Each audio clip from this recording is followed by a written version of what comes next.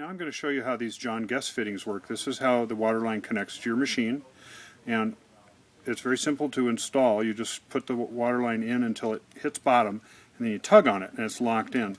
And if you'll see, there's a little separate part here that as long as you're just pulling on it, you can't remove it. Now when you want to take the water line out, you just put your thumb on it like that, and it pulls right out.